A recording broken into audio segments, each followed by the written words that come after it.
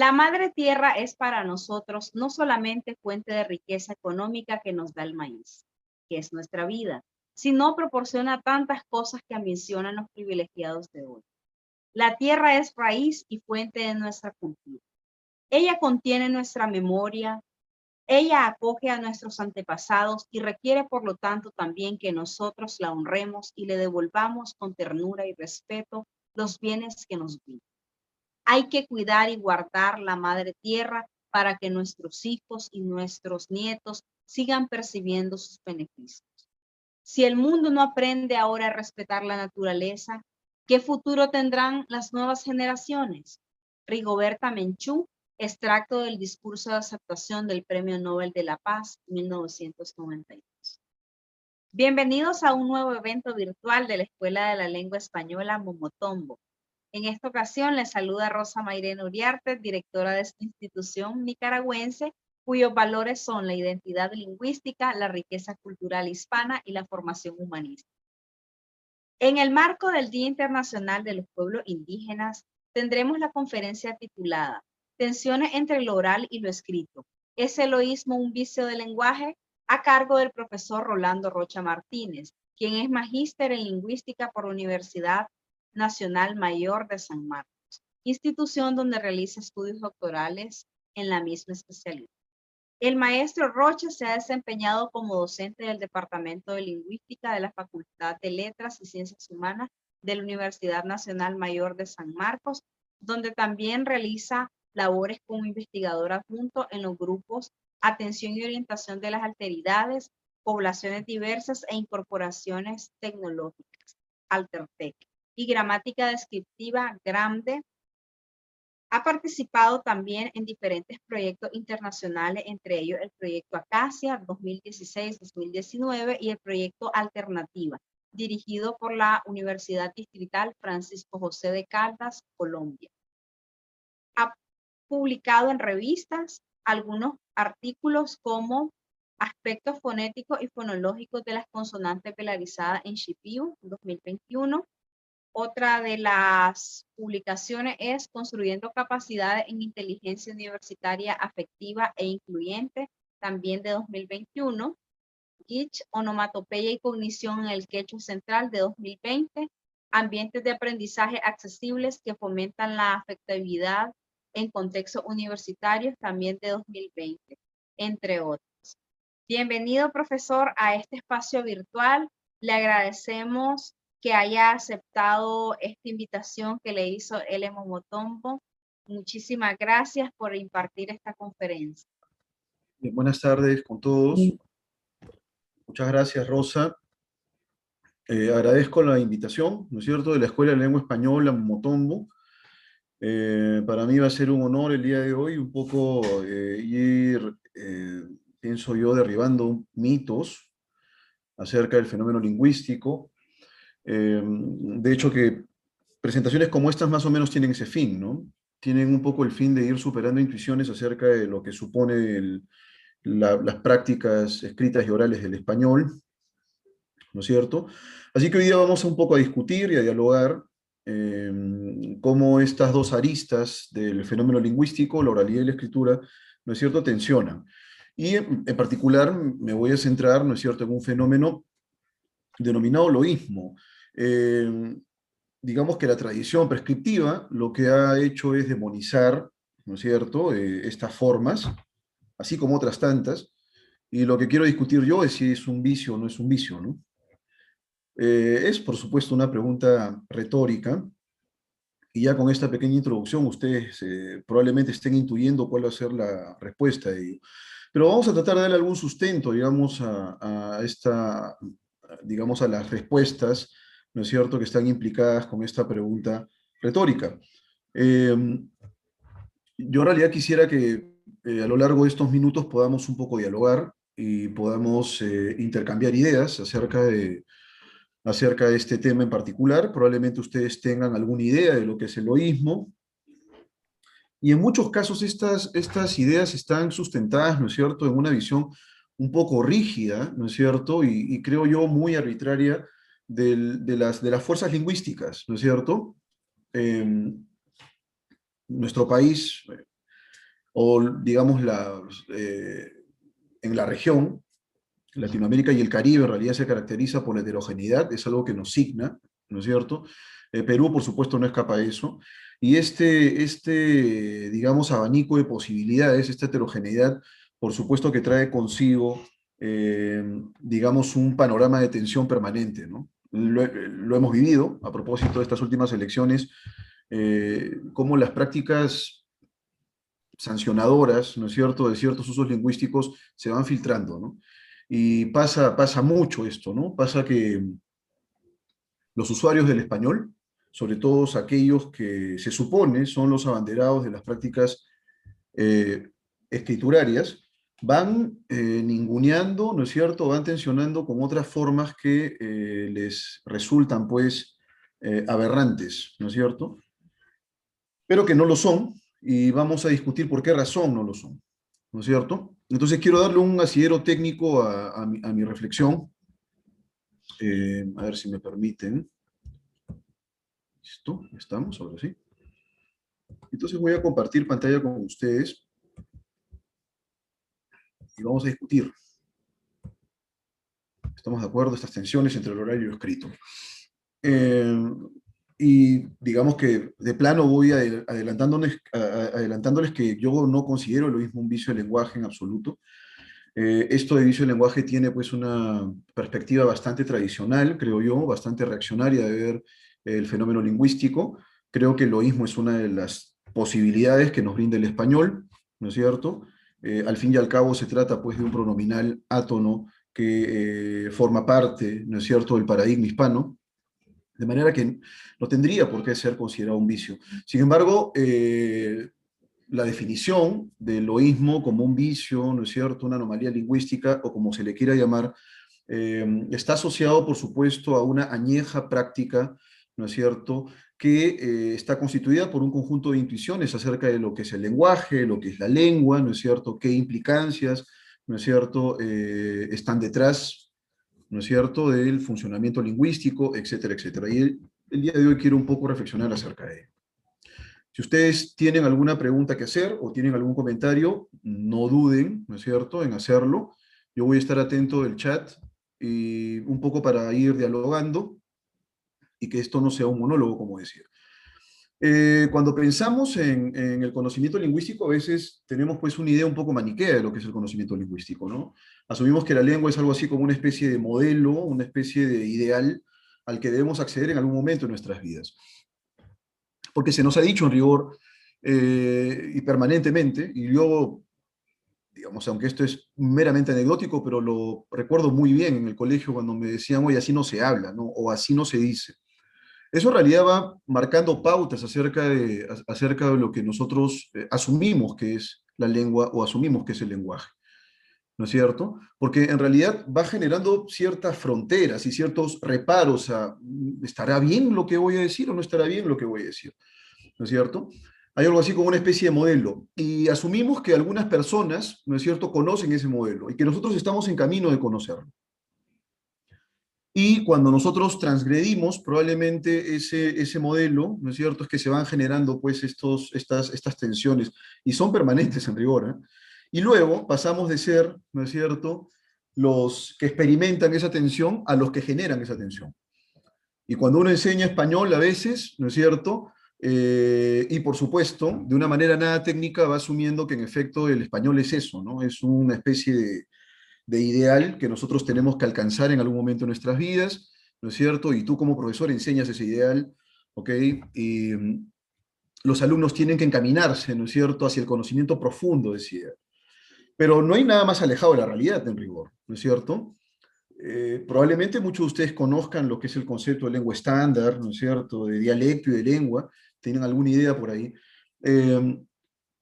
Pero esto que asumimos la lengua usualmente lo asociamos con el concepto de lengua estándar, ¿no es cierto?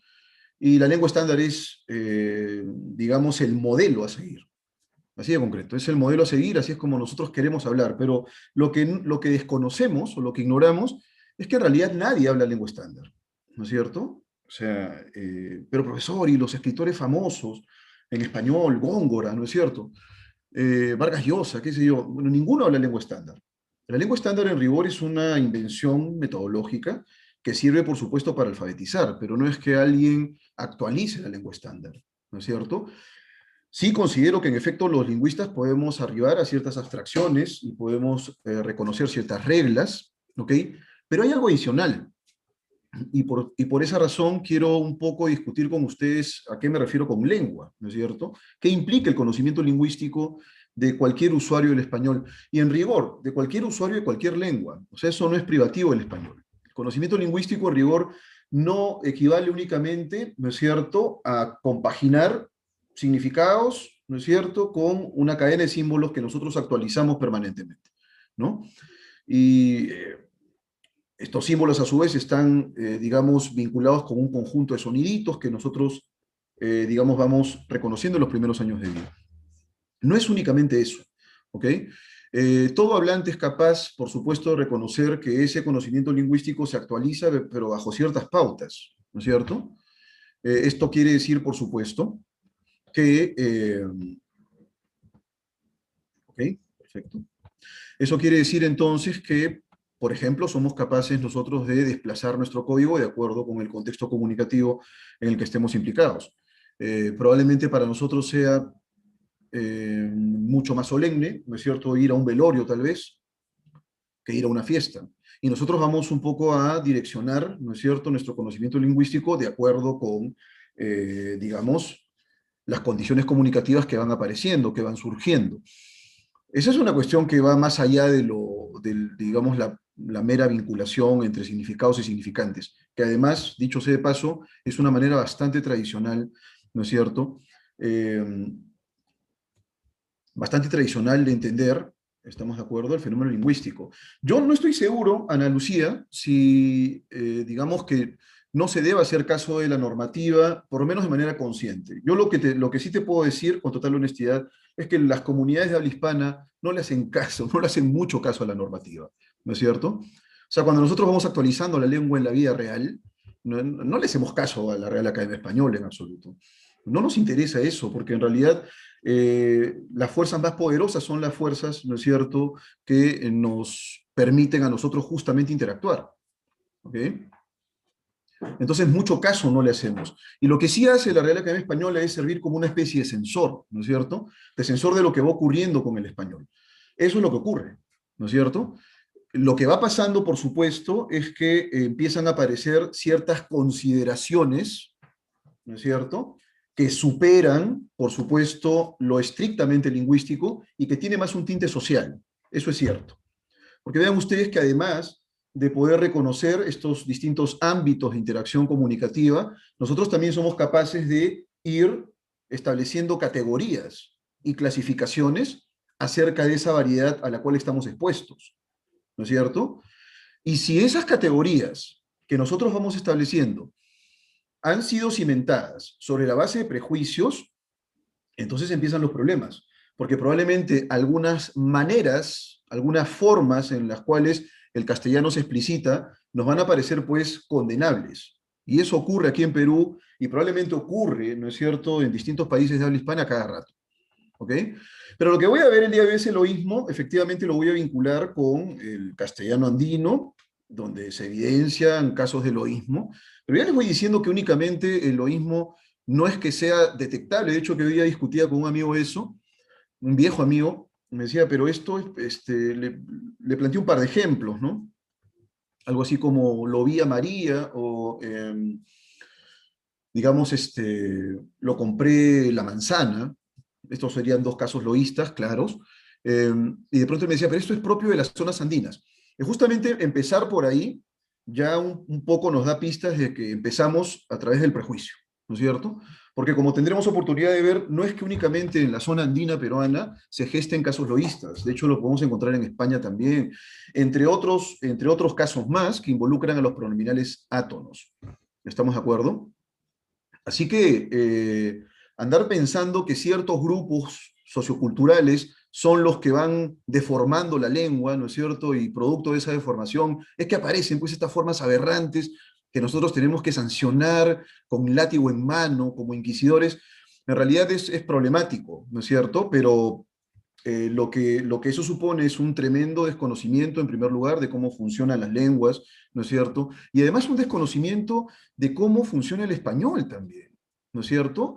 A veces vivimos como en una burbuja y pensamos que, digamos, todo se reduce o el funcionamiento lingüístico se reduce a lo que nosotros vivimos, ¿no es cierto? Por ahí, digamos, en algunos kilómetros. Pero entonces, cuando pensamos en el conocimiento lingüístico, no solamente pensamos, ¿no es cierto?, en que existen ciertas reglas que funcionan de una manera muy específica, ¿no es cierto?, como una especie de reloj suizo. Eso no es la lengua en rigor, ¿no? La lengua se vive, la lengua se experimenta vivencialmente y, por supuesto, los hablantes o los usuarios son capaces de reconocer, ¿no es cierto?, estas diferencias.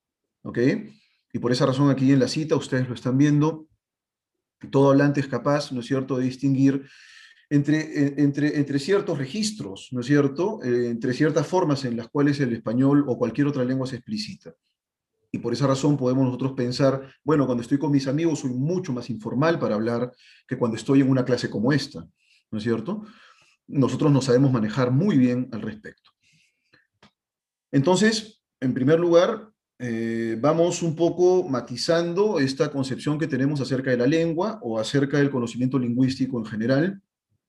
Asumimos que el conocimiento de una lengua únicamente no equivale, ¿no es cierto?, a establecer una correlación, una vinculación entre significados y significantes, sino que hay algo mucho más complejo tal vez y que hace posible entender un poco este escenario heterogéneo, ¿no es cierto? Eh, nosotros, por ejemplo, podemos dialogar con distintos hablantes, ¿no es cierto?, de distintas comunidades de habla hispana y por supuesto que vamos a reconocer diferencias. Y porque diferencias va a haber, eso es inevitable. Lo que sí, digamos, sería cuestionable, ¿no es cierto?, o sería medio peligroso, es que esas diferencias en algunos casos generen escenarios de exclusión. ¿Ok? Las diferencias existen y todas las diferencias son aceptables, ¿no es cierto? No hay una sola diferencia que sea condenable, y si acaso existe alguna diferencia condenable, digamos, ese estigma está motivado más por un rancio prejuicio, ¿no es cierto?, que por una criba objetiva, un análisis objetivo de, ¿no es cierto?, estas divergencias. Quisiera saber si hasta acá se me está entendiendo, ¿ok? Si tienen ustedes aquí algún comentario, háganlo, y yo voy recogiendo sus comentarios para ampliar un poco, ¿no es cierto?, estas ideas. Bueno, en realidad esto es bastante discutible, ¿eh? Pero los lingüistas somos muy odiosos y siempre tratamos de buscar, ¿no es cierto?, una delimitación conceptual bastante clara. Es lo que queremos, ¿no? Que conceptualmente nos movamos en un escenario más o menos estable, porque eso hace posible que podamos por ahí hacer un análisis más o menos consistente, ¿no es cierto?, de las lenguas en rigor. Entonces, toda forma de habla es correcta. Yo en realidad consideraría, William, que podríamos nosotros un poco delimitar planos. Esa es una cuestión, ¿no es cierto? No, no hay ningún problema, Diego, tranquilo, todo bien. Eh, esta es una categoría en realidad que se ciñe a ciertas prácticas lingüísticas que son de carácter escrito. O sea, por ejemplo, probablemente, yo enseño lengua española también, no enseño redacción. Entonces, cuando yo diseño un ejercicio de redacción, lo que quiero es que el alumno, ¿no es cierto?, cumpla con ciertos lineamientos que le he enseñado, ¿no es cierto? Entonces, no es que, digamos, en honor a la variedad, yo le diga al alumno, bueno, sí, qué precioso, ¿no es cierto?, tu texto, no se entiende nada, pero en honor a la diversidad, entonces lo acepto tal y como está, ¿no? Porque en realidad la práctica, digamos, escrita está definida, orientada a través de ciertas pautas también, ¿no? Que son, por supuesto, muy rígidas y muchas veces arbitrarias también, ¿ok? Pero es en ese contexto, en el contexto escrito, que nosotros podemos utilizar categorías como correcto e incorrecto. Probablemente ahí, ¿no es cierto? De pronto estoy pensando un poco en el uso del gerundio, estoy pensando un poco en los pronominales átonos, en los, no sé, mecanismos de cohesión, estoy pensando en la forma, por ejemplo, de establecer una vinculación adversativa entre dos proposiciones. Bueno, lo que yo espero es que el alumno, ¿no es cierto?, trate de seguir esos lineamientos, ¿ok? Y de pronto si no lo hizo bien, le digo le tengo que decir que corrija eso, ¿no es cierto? El problema va a estar en que uno extrapola esos conceptos, ¿no es cierto?, que tienen, digamos, un alcance bastante limitado, ¿ah? Que nosotros extrapolemos eso a la oralidad. Y cuando extrapolamos a la oralidad, entonces estamos asumiendo, es algo así como si tú fueras a la playa, ¿no es cierto? Y de pronto agarras un vaso, te vas a la orilla del mar y miras el vaso y dices, oye, efectivamente no existen los tiburones en el mar, ¿no es cierto? Es exactamente igual, o sea, ¿qué quieren que les diga? El conjunto de reglas normativas se ciñe efectivamente a una práctica que es bastante rígida, ¿no es cierto? Que trata de ser muy estable, pero no lo es. La escritura también ha cambiado a lo largo de los siglos, ¿no es cierto? Eh, pero en el caso de la oralidad, por supuesto, que tiene pues expresiones muchísimo más complejas y que los lingüistas odiosos como somos procuramos explicar, digamos que tratamos de describir, ¿no es cierto? ¿Por qué esto está ocurriendo? O sea, el lingüista, contrariamente a lo que uno cree, ¿no es cierto? La mayoría de gente piensa exactamente lo mismo y acá hay algunos alumnos míos exalumnos míos, ¿no es cierto?, de lingüística ahí en San Marcos. Por ahí he visto a Dilmar, creo que ha sido un alumno notable, por supuesto. Eh, y probablemente él también pase por lo mismo, ¿no? Creo que todos los que estudian lingüística a veces tienen que padecer eso, que les pregunten, no, a ver, hay que corregir esto, ya el lingüista, ¿no? Pues el lingüista lo único que sabe hacer es corregir. Y no es cierto eso, ¿no? El lingüista hace trabajos un poco más interesantes que solo corregir, pero parte, por supuesto, de nuestra labor, y que está bien sustentada gramaticalmente, tiene que ver con la labor de corrección probablemente, ¿no? Aunque algunos lingüistas ni siquiera se ocupen de ello, ¿ok? Pero a veces se piensa que el lingüista es eso, ¿no? Es el que corrige, el que utiliza la lengua estándar, el que sabe hablar y escribir muy bien, ¿no es cierto? Bueno, yo en realidad no creo que eso sea tan cierto. ¿Estamos de acuerdo? Entonces, en el plano oral, no es que en el plano oral todo sea aceptado, no quiero que se me malentienda. No hay manera de que nosotros como hablantes de español podamos escapar a los dominios del español. No hay forma de que eso pueda pasar. ¿Cómo así, profesor? A ver, los casos loístas en rigor son casos en los cuales uno utiliza el pronominal lo, ahí donde debería utilizar más bien otro pronominal, probablemente la, ¿no es cierto? Pero utilizamos lo. Y por ahí coloqué un par de ejemplos, ¿no? Yo lo compré la manzana, yo lo pinté la pared, yo lo vi a María, ¿no es cierto? Y entonces uno diría, ya profesor, entonces ahí estoy digamos, aceptando eso porque, bueno, es la oralidad. No, lo que está ocurriendo ahí es un proceso interesante, pero no es que sea, pues, anormal respecto del español. Estoy utilizando un pronominal en español. No estoy utilizando, por ejemplo, algo como Tess, por ejemplo, ¿no? Tess compró la manzana. No estoy utilizando algo así. Eso sí sería algo bastante raro. Estoy utilizando un lo, ¿ok?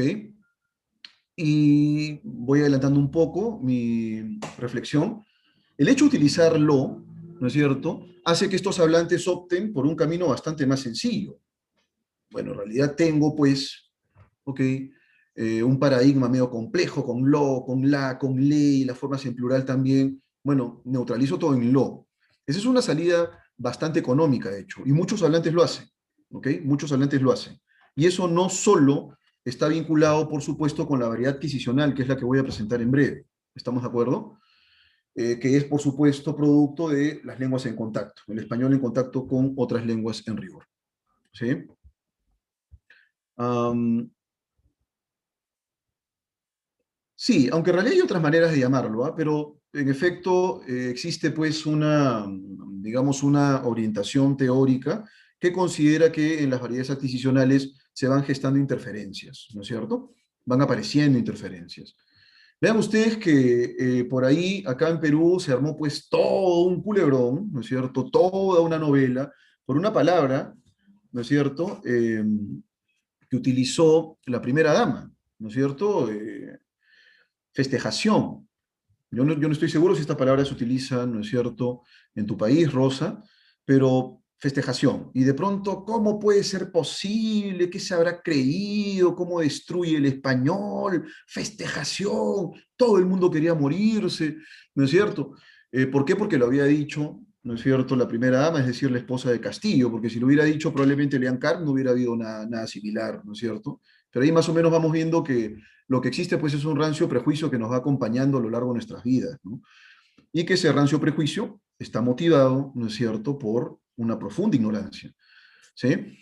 Entonces sí, es posible que uno pueda pensar en variedades adquisicionales, aunque ahí en rigor, en el caso de festejación, no tenía nada que ver eso con interferencias, pero de pronto aparecieron, ¿no es cierto?, los encargados de, digamos, darle respuesta a todo, aunque sobre lingüística en realidad no entiendan mucho, y de pronto decían, no, lo que pasa es que hay una interferencia ahí, pero ahí no hay una interferencia de ningún tipo ahí, ¿no es cierto? Festejación es una regla válida en español, es una regla derivacional válida, ¿no es cierto? Así que, pero claro, aquí en Perú utilizamos más festejo, y eso no quiere decir que festejación no sea una forma válida, ¿estamos de acuerdo? Pero aparecieron pues estos abanderados, ¿no es cierto?, del purismo lingüístico, y de pronto se armó pues eh, toda una telenovela al respecto, ¿no? Que duró varias semanas. Ahí, las redes sociales son ahora el escenario preciso, ¿no es cierto?, para discriminar y también para que se vayan filtrando estas viejas intuiciones, ¿no es cierto?, que son en realidad poco sofisticadas. Cuando pensamos en variedades, para no, digamos, para no dejar cabos sueltos, existen distintas maneras de poder asumir las variedades. Yo voy a presentar la propuesta de Pérez Silva, digamos que es expositivamente clara y que divide, ¿no es cierto?, estas variedades por lo menos en tres clases, ¿ok? Variedades geográficas, variedades sociales, ¿no es cierto?, y variedades adquisicionales. Yo en realidad podría pensar, por ejemplo, Coffee, ¿no es cierto?, en sustratos lingüísticos que van apareciendo también sin necesidad, ojo que hay que tener en cuenta eso también. Por esa razón, los reduccionismos, en realidad hay que combatirlos. Lo que ocurre es que hay personas que, por ejemplo, utilizando esta categoría, están explicitando un español interferido, pero solo hablan español, ¿no es cierto? Son hispanohablantes monolingües, ¿ok? Entonces, ya, eso, lo que me lo que me acabas de decir en realidad es, hay que tomarlo con pinzas, estimada Isabel, permíteme decírtelo, ¿ok? Pero para terminar un poco la idea anterior, yo lo que te diría, estimado Kofi, es que podríamos pensar, por ejemplo, ahí en sustratos lingüísticos que se van manifestando ya propiamente en el desarrollo de un hablante monolingüe, ¿no es cierto? O sea, por ejemplo, cuando uno hace el estudio del español amazónico en Perú, a propósito de la variedad geográfica, aunque estas categorías son un poco rígidas y digamos que la manera de ver el fenómeno diverso es mucho más complejo. Pero esto es un poco para que funcione como esquema, ¿ok? Las variedades geográficas nosotros las vamos, digamos, planteando en torno a la distribución del español en ciertas áreas, ¿no? En ciertas regiones. Pero también son abstracciones muy gruesas. Cuando uno piensa en el español andino, por ejemplo, o piensa en el español amazónico aquí en Perú. Y claro, uno dice el español limeño, pero ¿en realidad existirá algo así como el español limeño?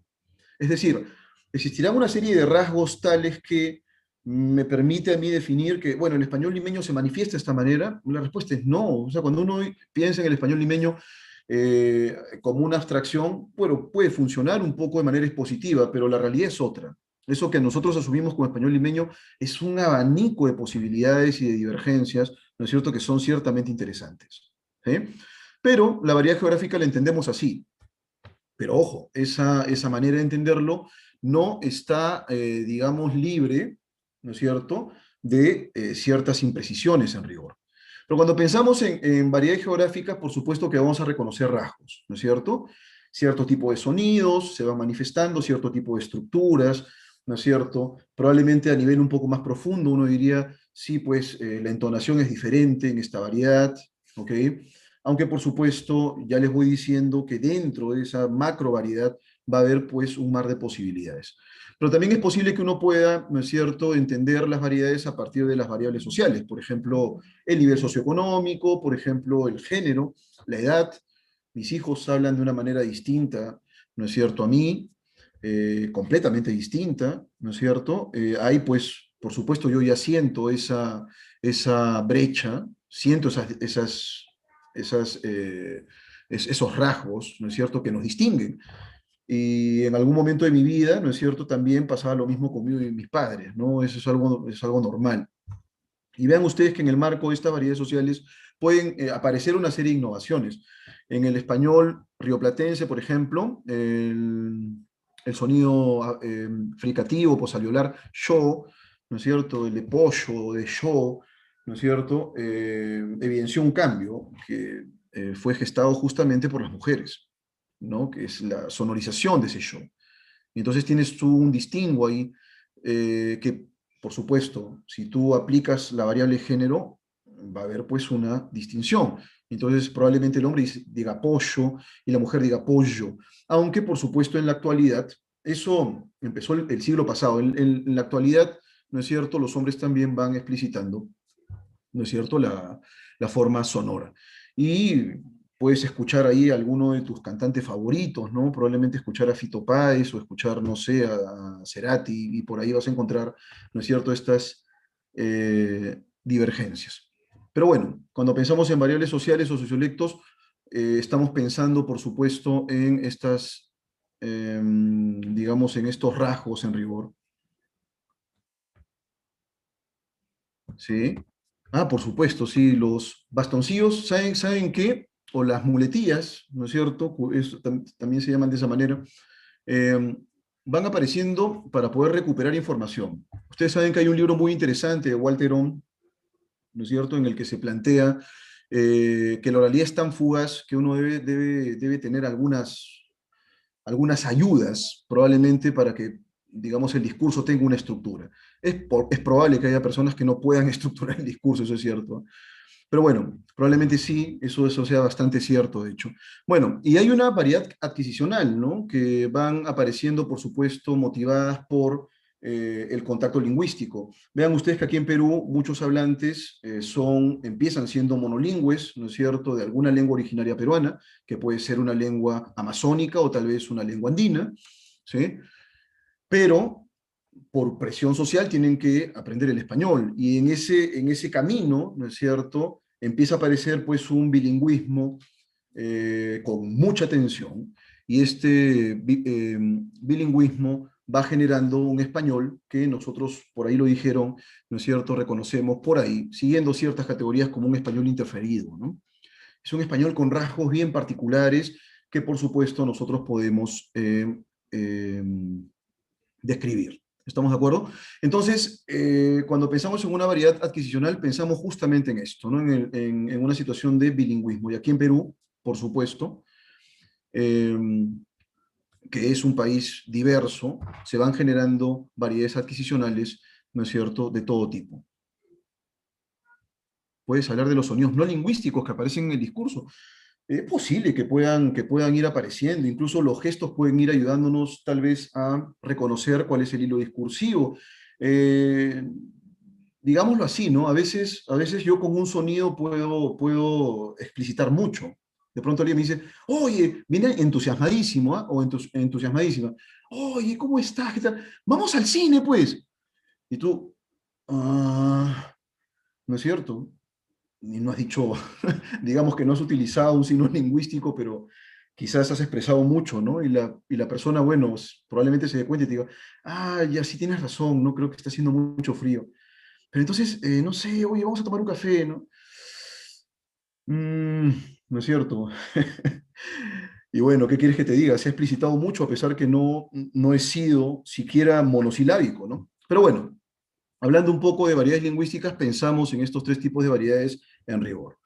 ¿Sí? Y vamos a encontrar una serie de rasgos. O sea, no son las únicas, uno puede pensar también en variedades históricas, por ejemplo, ¿no es cierto? La variedad histórica o diacrónica. De hecho, hace poco estaba viendo con algunos alumnos algunos datos del español del siglo XIV, por ejemplo. Es interesantísimo, de hecho, algunas palabras cómo han modificado, ¿no es cierto?, su significado, pero de una manera bastante drástica. Es algo como que, digamos, como que no podríamos reconocer como español, tal vez, ¿no? Y es porque históricamente las lenguas cambian, eso es inevitable. O sea, contra eso nadie va a poder luchar, ¿ok? Nadie va a poder luchar contra los cambios van a ocurrir, porque al momento de hablar, ¿no es cierto?, al momento de expresarnos, van apareciendo innovaciones, ¿sí? Van apareciendo innovaciones de todo tipo. Entonces, bueno, esta es una manera un poco de matizar y de graficar también estas variedades lingüísticas, ¿ok? En el caso de las variedades, por supuesto, sociolectales, ya les había dicho, ¿no es cierto? Uno puede distinguir, ¿no es cierto? Y de hecho que nosotros lo hacemos en todo momento, entre un español de acuerdo con, digamos, a ver, por aquí alguien está escribiendo, de acuerdo con la variable socioeconómica, ¿no? ¿Sí? Sí, sí, ocurre que estas variedades estilísticas son más producto de una visión prescriptiva, ¿no es cierto? Y de un establecimiento de categorías, pero pensando siempre en un ideal. Ese es el gran problema, ¿ok? Ese es el gran problema. El gran problema es que, bueno, además esta es una discusión que, no, que viene de antiguo, desde los griegos tal vez, ¿no? Los griegos más o menos iban pensando acerca de, oye, a ver, ¿qué es lo que debería hacer alguien que analiza las lenguas? Bueno, en realidad debería ocuparse de decir cómo hablar bien. Ya, perfecto. ¿Y qué cosa es esto de hablar bien? Bueno, eso está vinculado con la manera de escribir bien, ¿no es cierto? Bueno, y a partir de eso se ha generado toda una tradición escrituraria que por supuesto va imponiendo ciertos registros o ciertas variedades como variedades más imponentes y de mayor prestigio. ¿Estamos de acuerdo? Una pregunta interesante es la siguiente. Estas variedades que se consideran de mayor prestigio, ¿en qué sentido son de mayor prestigio? ¿Existirá algún rasgo lingüístico o algún conjunto de rasgos lingüísticos, ¿no es cierto?, que haga que esta variedad sea superior a la mía? Y bueno, si hay algún conjunto de rasgos, ¿cuál es? ¿O cuáles son esos rasgos? Bueno, no hay una respuesta satisfactoria a eso, en el sentido de que no hay un conjunto de rasgos que haga posible que uno pueda definir que este dialecto es mejor que este de aquí. No sé si me dejo entender. Entonces, la presión social es la que va determinando, ¿no es cierto?, nuestro reconocimiento de que ciertas variedades se van imponiendo como las de mayores prestigios, y esto tiene que ver con grupos de poder también, ¿sí? Es lo que va definiendo, o él habla un mejor español que yo. Pero ese no es un criterio técnico, no es un criterio científico, es en rigor un prejuicio. Eso es todo, ¿sí? Y bueno, lamento decírselos, pero es así. No hay propiamente un criterio técnico para definir que un dialecto es mejor que otro. Y no es que nosotros hablemos como nos dé la gana. Eso no es posible, ¿sí? Eso no es posible. No hay manera de que nosotros podamos, eh, ¿cómo decirlo? Podamos transgredir el español a nuestro antojo. Y para muestra un botón, que es un ejemplo muy simple, ¿sí? Pero que va a ser ilustrativo para poder comprender que nosotros no podemos transgredir en un nivel profundo, ¿no es cierto?, el funcionamiento del español. Por ejemplo, nosotros sabemos que existen sílabas en español conformadas por dos sonidos. Una sílaba posible en español, por ejemplo, es pla. Y tenemos algunas palabras por ahí. Plato, ¿no es cierto? Y entre otras. Probablemente también tengamos una sílaba como tra. Eso es posible en español, ¿no es cierto?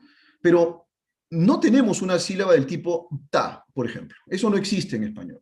Si nosotros pudiéramos hablar como nos dé la gana, podríamos generar una sílaba como esa.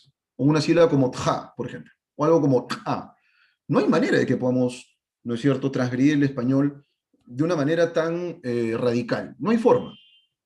Nosotros como hablantes de español ordenamos los sonidos sin que nosotros lo sepamos, pero no hay forma, ¿no es cierto?, de que nosotros podamos superar o soslayar esas reglas. No hay manera. Es por esa razón que no es que la oralidad uno haga lo que le da la gana, para nada. Nosotros tenemos un espectro de acción bajo el cual nos podemos mover. De tal manera que, por ejemplo, en una palabra como pasto, ¿ok? Una palabra como pasto, de pronto esa S puede ser alveolar, pasto, o de pronto puede ser velar, pasto, ¿no es cierto? O de pronto puede ser aspirada, pasto. Es posible. Pero va a ser muy complicado que alguien, ¿no es cierto?, articule algo como panto. Bueno, entonces esa ya no es una palabra en español.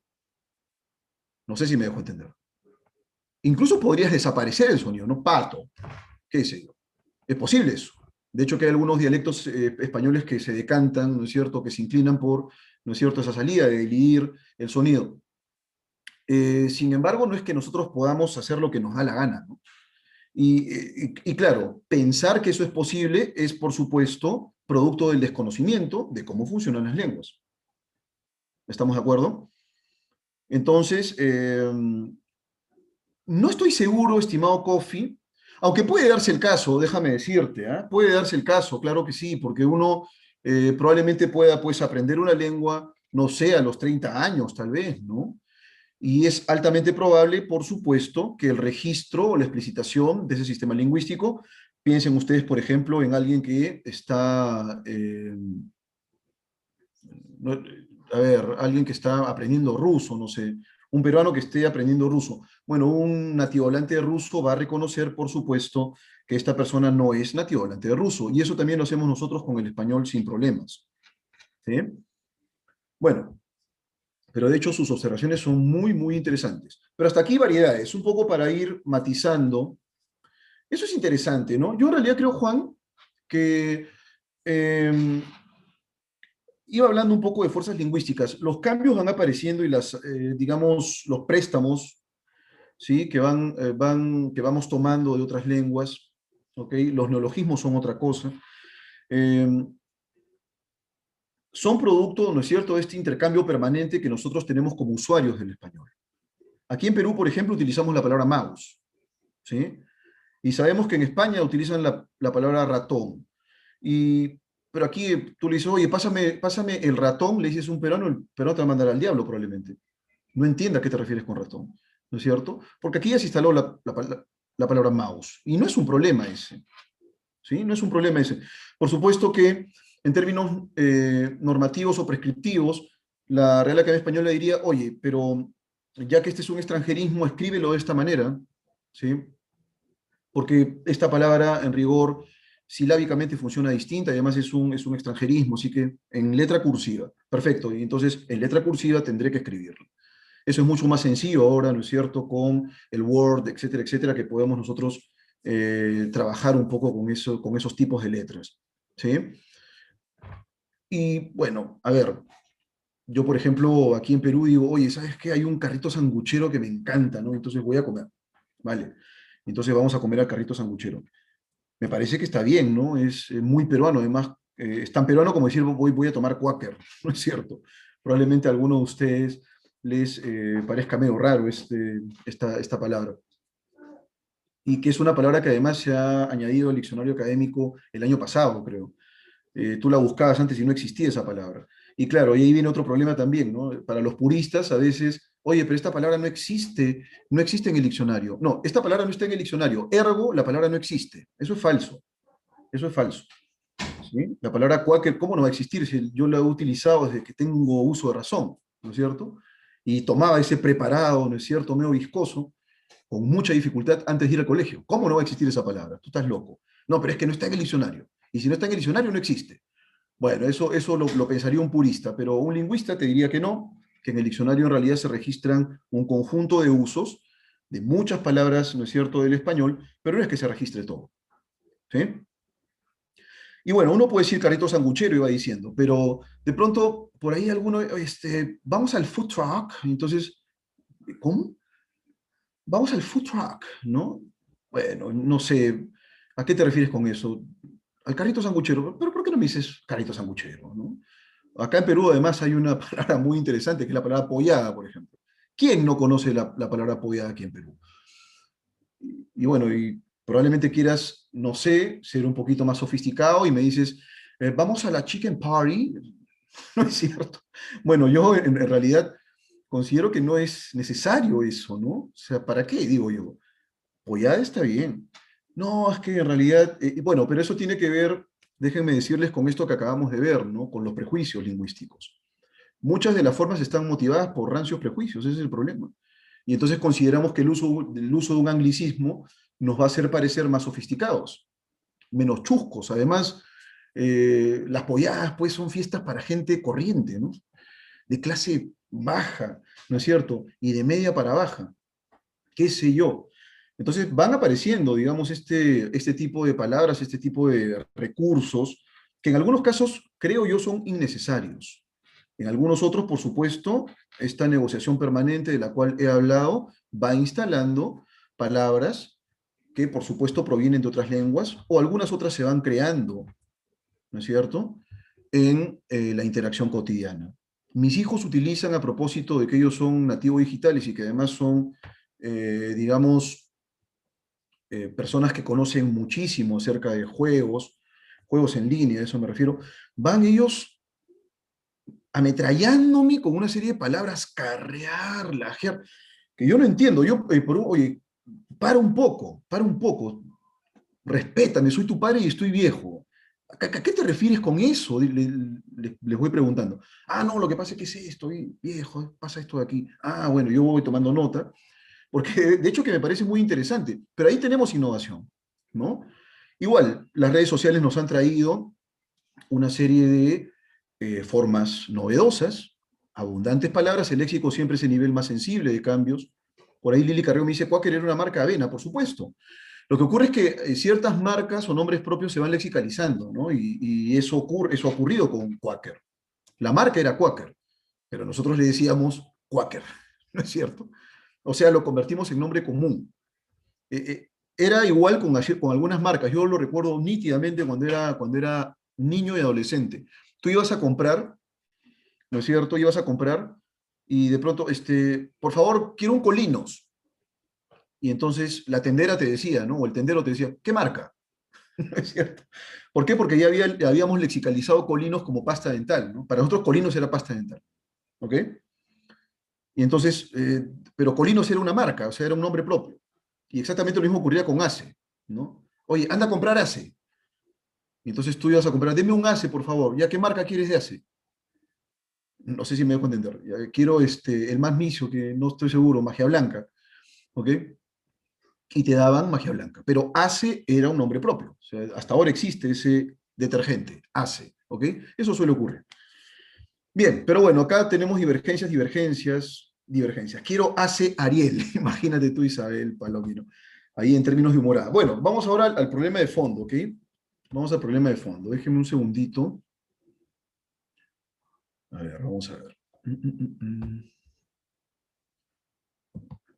Ya. Bien, entonces vamos a reconocer en primer lugar el loísmo. Quiero que analicemos esta definición, ¿no? Es el uso impropio. Y ahí viene el problema, ¿no? Ahí viene el problema. Si es impropio, nosotros vamos a negarle algún estatus a ese uso impropio de lo. Lo vamos a tener que evitar probablemente, ¿no es cierto? Y vamos a decir, no, pues si utilizo lo, oh, no, ni hablar. La Real Academia Española dice que es un uso impropio. Probablemente uno pueda pensar que la impropiedad se circunscribe al ámbito escrito, pero como para nosotros, esa división es muy tenue, asumimos que también debemos hablar de manera correcta, ojo que estoy utilizando categorías que no son para nada sofisticadas, y asumimos que entonces debemos evitar los usos loístas. Pero aquí es clarísima la definición, es un uso impropio, y esa impropiedad, por supuesto, genera que nosotros vayamos como inquisidores sancionando a la gente que va utilizando ese lo, que por supuesto es un lo de acusativo o de objeto directo, ¿sí? Eh, digamos en lugar de la, porque puede pasar, ¿no es cierto? O como dice aquí, en función del objeto indirecto, ¿no es cierto? Masculino. ¿Qué sé yo? Una pregunta que voy a adelantar es la siguiente. Profesor, pero el loísmo, ¿quiénes lo manifiestan? ¿No es cierto? Por ahí deberíamos empezar. Yo a todos esos que van como sancionadores diciendo qué es lo que se debe o no se debe decir, siempre, ¿no es cierto?, practico con ellos el siguiente ejercicio, ¿no? Por ahí les doy un par de datos que son complejos, por supuesto, desde el punto de vista normativo. Por ahí algún dato de concordancia nominal o verbal, algún dato de queísta, pero que sea muy complejo, ¿no es cierto? Y le digo, oye, ¿y acá qué tal? ¿Cuál te parece que es la forma correcta? Como son estructuras complejas, ahí la piensan, ¿no? Yo creo que esta de aquí es la forma correcta, y se equivocan. Y entonces lo que les digo yo es, pero bueno, si en realidad no estás seguro, ¿qué es lo que, digamos, te da a ti el aval de sancionar a quien habla, ¿no es cierto?, de una determinada forma, que para ti, por supuesto, es cuestionable. Ah, pero es que este tema es complejo, no está bien, pues, pero se supone que tú eres un purista, así que este tema lo deberías saber, como purista que eres. Pero esa cuestión no ocurre en rigor, ¿no? Nuestro conocimiento incluso de la normativa siempre es superficial, siempre es epidérmico, nunca es profundo. Por ahí probablemente sepamos algunas reglas básicas, no sé, de tildación, algunas reglas muy básicas de concordancia nominal, el leísmo, por ejemplo. Ojo con esto. Aquí voy a hablar del loísmo, pero el leísmo es un fenómeno muy, pero muy complejo. El leísmo también se suele considerar como un uso impropio. Sin embargo, la Real Academia Española ha normado muchos usos leístas ya, que por supuesto se han filtrado a lo que se denomina habla culta. Y una pregunta interesante es, ¿y por qué eso ha ocurrido, profesor, si se supone que el leísmo es un uso impropio? Bueno, porque ya te voy diciendo, las fuerzas lingüísticas son mucho más poderosas que cualquier intento por, ¿no es cierto?, encorsetar el funcionamiento de una lengua como el español. Lo que tiene que hacer la Real Academia Española es actualizarse permanentemente y en muchos casos va aceptando ciertos usos. Ese es el asunto, así de concreto. El uso, al final, por supuesto, como dice aquí William Collantes, se impone. Por supuesto que sí. Finalmente son los usuarios los que van permitiendo que ciertos usos cobren vigor. Son los usuarios. Algunos casos de loísmo. Vean ustedes ahí. Deme su DNI, le exigió, y lo dio su documento. ¿Sí? Me parece que no, Juan Aguirre, me parece que no. Y de hecho que acá estos ejemplos que estoy presentándote, Juan, son ejemplos sancionados por la Real Academia Española. Son sancionados por la Real Academia Española. Pero luego vamos a reflexionar un poco acerca de los usuarios o de los que explicitan el loísmo. Y vamos a reconocer que incluso escritores de prestigio han manifestado en algún momento usos loístas. Eso es lo que tenemos un poco que explicar. ¿Por qué razón el uso loísta no se circunscribe o no se ciñe únicamente a aquellos hablantes con español interferido? ¿Por qué también aquellos hablantes monolingües de español filtran esos casos loístas? ¿Por qué? ¿Por qué eso está ocurriendo? Bueno, eso en realidad no tiene nada que ver con que hables mal o bien el español. Lamento, ¿no es cierto?, decírtelo. No tiene nada que ver con hablar bien o mal el español. Está vinculado eso, por supuesto, con un proceso de cambio. Y, digamos, una conjetura que adelanto es que ese proceso de cambio siempre tiende a simplificar el paradigma. Si tú tienes un paradigma complejo con lo, le, les, las, los, es complejo eso, bueno, probablemente una salida interesante sea que te quedes solo con una de esas formas. Es una salida, por supuesto, mucho más económica. Y eso tiene que ver con la manera como funciona nuestro cerebro también. Hay cuestiones mucho más interesantes que solo decir, bueno, acá ese lo está mal, no debes hablar así porque la RAE lo dice. Nos quedamos cortos. Me parece que hay cuestiones más interesantes que discutir y que son mucho más profundas tal vez. Esto nos va a permitir un poco tener y ver en perspectiva cómo es que funciona la lengua, español en este caso, y también reconocer que la diversidad no tiene nada que ver, ¿no es cierto?, con aberraciones, deformaciones o cuestiones similares. ¿Sí? Entonces, por ahí tenemos algunos casos loístas, lo dio su documento, échalo un vistazo, se refiere al informe, ¿sí? En cuanto recuperaron los documentos, los prendieron fuego a los documentos. En cada uno de estos casos, lo que evidenciamos, ¿sí?, lo que evidenciamos es el reemplazo de lo o el uso de lo en lugar de le, ¿sí?, en lugar de le. Eso es lo que estamos evidenciando. Y en ese sentido, estos usos serían pues proscritos. La Real Academia Española diría, bueno, no, esto no se permite, se tiene que evitar, ¿sí? Pero la fuerza de la oralidad es mucho más poderosa y ya les voy diciendo que usualmente vamos soslayando estas normativas que por supuesto se imponen en prácticas letradas. Esa es una diferencia sine qua non para poder entender este fenómeno. Lo digo porque, por supuesto, en una comunidad de habla hispana, donde ni siquiera se hayan alfabetizado los hablantes, difícilmente vas a estar pensando qué es lo que dice la Real Academia Española. No sé si me dejo entender. Por esa razón he empezado un poco haciendo el distingo entre estos conceptos de dialecto estándar, etcétera, etcétera. Bueno, lo que tenemos es esto. Hay casos loístas. Bien, entonces va a haber, digamos, dos tendencias que son las que, digamos, de una manera, o sea, a manera de humorada estoy tratando de plantearlas aquí. Va a haber una propuesta prescriptiva y una propuesta descriptiva. La propuesta prescriptiva la van a asumir incluso aquellas personas que no han estudiado lingüística, ¿sí? Eh, por ahí, pues, por supuesto, hay aficionados, algunas personas encargadas de difundir conocimiento. Aquí en Perú había uno muy conocido llamado Marco Aurelio Neri, pero que no era lingüista, perdón, pero que tenía pues una visión decimonónica, normativa, muy rígida, y que él iba, pues, digamos, sancionando, siempre iba revisando los textos, e iba diciendo esto está mal, cómo va a escribir de esa manera, cómo va a decir de esa manera, la forma castiza. Esas son en realidad categorías, por supuesto, muy intuitivas, pero que han calado mucho, ¿sí? En el inconsciente colectivo, han calado muchísimo, y que se van alejando un poco de lo que supone la práctica lingüística en rigor, que es una práctica descriptiva, ¿sí? Es decir, mientras que un normativista, prescriptivista corregiría y diría, oye, por ejemplo, aquí dan el caso, esa maleta ponlo en la mesa, maleta femenino ponlo. No, así no se dice, eso diría, ¿no es cierto?, el prescriptivista. Así no se dice, es ponla, porque es femenino, ¿no es cierto? Tienes que hablar bien el español. Ya, esa es la manera, ¿no es cierto?, de razonar de un prescriptivista.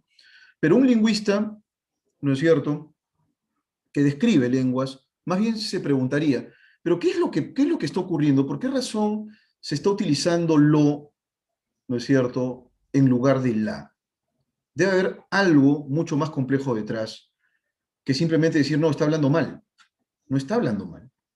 Es una persona que es competente en español, dicho sea de paso. Hay una cuestión más interesante detrás, ¿eh? Acá estamos pensando en un pronominal átono nada más, pero de hecho hay estructuras, o existen estructuras en el español, y yo también juego mucho cuando enseño a redactar, porque hay personas que vienen, ¿no es cierto?, con una especie de, digamos, consigna, ¿no? Y es una consigna normativista que no quieren negociar. Y de pronto yo voy utilizando, lo que hago es que hablen conmigo, y al momento que ellos hablan voy tomando nota de los errores, siguiendo la lógica normativa, errores, los errores que están cometiendo al hablar. Y voy tomando nota de eso. Ya, listo. Mira cuántos errores has cometido, siguiendo tu lógica. O sea, tú no hablas bien el español. Y entonces ya empiezan a dudar un poco. Lo que tienes que preguntarte es por qué razón, a pesar de que existe la normativa, tú estás manifestando tu variedad del español, ¿no es cierto?, manifiesta estas formas. Y por supuesto el tema va a ser más complejo. Ahí tienes un problema. Y ese problema se puede razonar de manera profunda, probablemente de manera experimental, qué sé yo, pero puedes arribar a algunas hipótesis plausibles al respecto. No sé si me dejo entender. Entonces, el lingüista no es normativista, sino el lingüista más bien es, digamos, un agente que describe lenguas. O sea, tiene una óptica en rigor, ¿sí?, más descriptiva. Y entonces él se preguntaría qué es lo que determina la ocurrencia de ponlo y ponla. Porque esto está pasando. Algo debe haber detrás. ¿No es cierto? Y entonces aquí tenemos, por supuesto, algunos mecanismos de cohesión, porque vean ustedes que sobre todo los casos bueno, incluso en hablantes monolingües de español, incluso en hablantes de esto que se llama español limeño, que ya voy diciendo que es una abstracción que no refleja en absoluto o en puridad lo que supone, ¿no es cierto?, el español limeño. Incluso en ellos van atestiguándose casos loístas, y sobre todo van atestiguándose casos loístas en la escritura y por supuesto en la oralidad también, cuando se van articulando o relacionando ideas, es decir, en los mecanismos de cohesión. Se detectan mucho los casos loístas. Y en realidad no es que yo me haya hecho esta pregunta, ¿no? Por supuesto que ya hay investigaciones al respecto. Uno se pregunta lo siguiente: ¿por qué es que los hablantes optan por lo y no utilizan otra forma que no sea lo? ¿Por qué no utilizan la? Incluso cuando las formas son plurales, por qué es la forma lo la que se va imponiendo? ¿Por qué son estos usos loístas los que van apareciendo con mayor profusión que los casos laístas, por ejemplo? ¿Sí?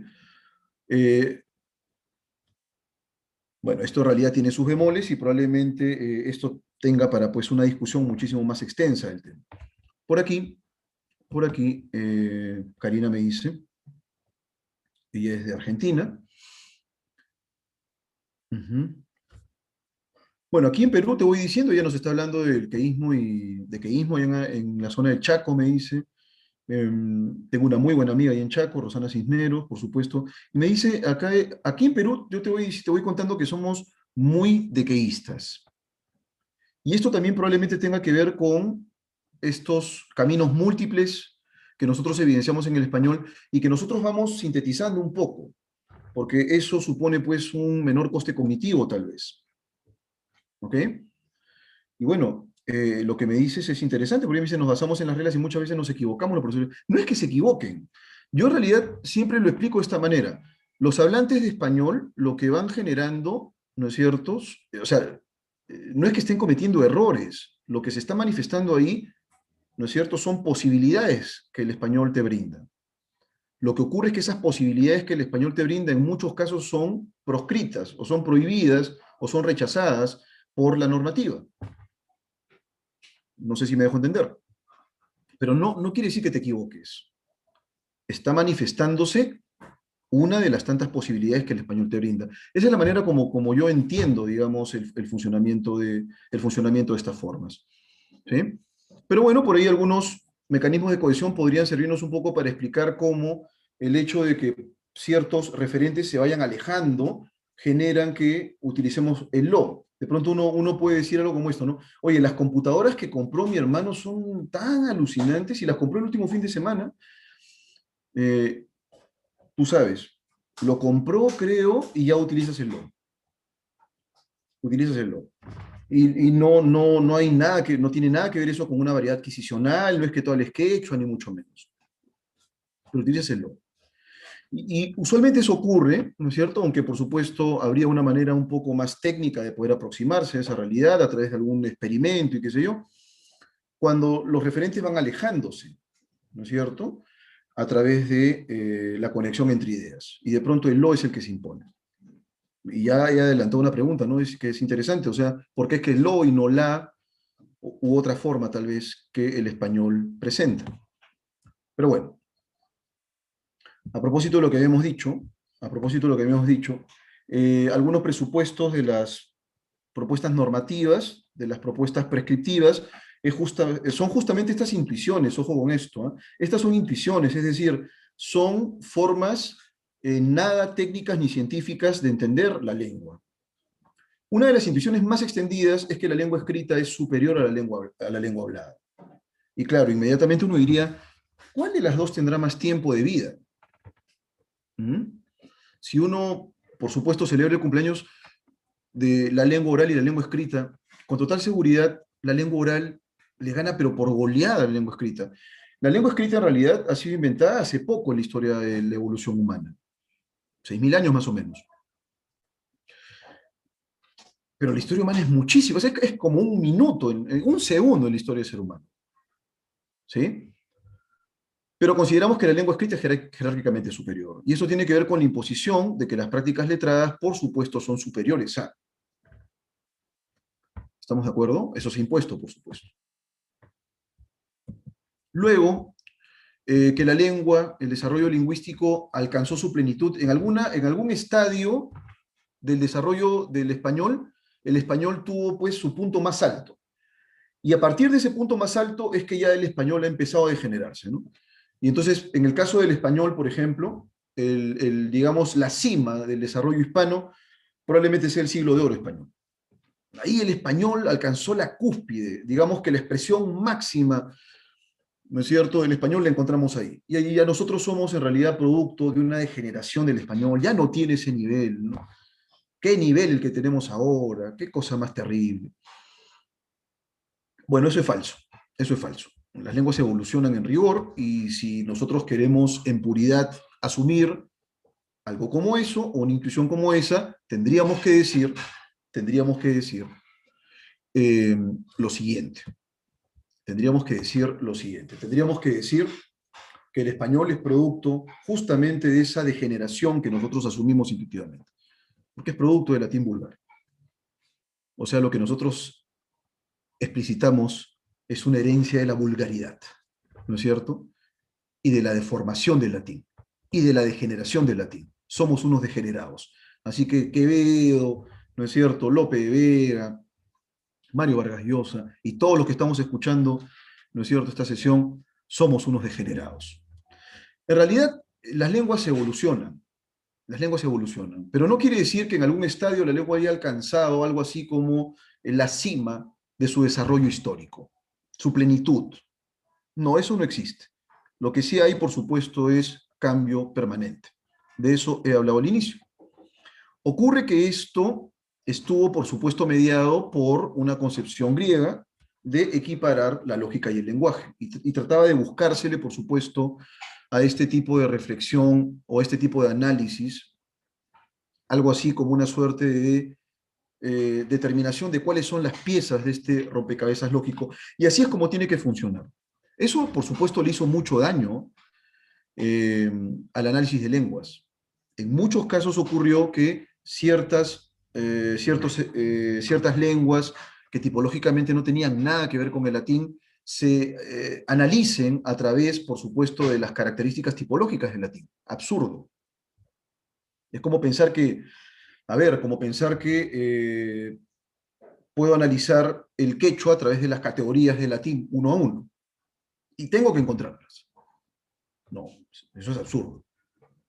Luego, la función de los estudios lingüísticos, que tiene que ver, por supuesto, con todas estas intuiciones normativas, ¿sí? Es enseñar la forma correcta de hablar. Esto viene de los griegos, ¿eh? O sea, esto no es del año pasado, o de hace 10 años, o del siglo pasado. No, esto en realidad es toda una tradición que, por supuesto, ha generado una problemática de exclusión y de rechazo a ciertas variedades que es inaceptable. Lamentablemente estos temas, y yo le atribuyo eso a que la lingüística es una disciplina bastante joven, no se han discutido a profundidad, pero creo que es momento de discutirlo en cualquiera de las esquinas posibles. Eso es lo que asumo. Y entonces, sí, se suele pensar que los estudios lingüísticos están vinculados con enseñar la forma correcta de hablar y la forma correcta de escribir. Lo que hay en la lengua escrita es una estructuración muchísimo mayor, ¿sí?, del discurso. Lo estructuramos y para eso incluso hay ciertas fórmulas que nosotros enseñamos. A ver, yo enseño redacción también. No es que mis alumnos sean pues unos brutos que no saben hablar o escribir bien el español, pero la textualización de textos académicos, por ejemplo, sí supone una abstracción muchísimo mayor en términos de cuáles van a ser los recursos que voy a utilizar para estructurar, cohesionar ideas y que estas ideas pues giren en torno a un tema central y que semánticamente esto funcione como una unidad y que no es que cada idea dispare por sí sola por aquí y por allá. Eso se tiene que enseñar, eso se tiene que objetivizar y forma parte de la práctica letrada. Pero eso no quiere decir que la lengua oral sea menos que la lengua escrita o a la inversa. No sé si me dejo entender. Pero esta, por supuesto, es una visión normativa del fenómeno. Y bien, un poco para pensar o contextualizar casos loístas en el español andino, esto es lo que plantea el Panhispánico de Dudas, ahí tenemos, por supuesto, algunos países en los cuales se manifiesta, el Perú, Bolivia, ¿no es cierto?, Argentina, donde vemos, en efecto, que existe, pues, digamos, un contexto de contacto lingüístico entre el español y lenguas originarias, ¿no es cierto?, de Perú y otros países también. Y lo que va a haber, por supuesto, es una manifestación predominante de la forma lo. Después toda la oveja me quitó y lo ha llevado a la hacienda. No lo conozco a sus hermanos. A pesar que hay una distinción entre lo y la, estas variedades, ¿no es cierto?, del español se inclinan hacia el uso predominante del lo.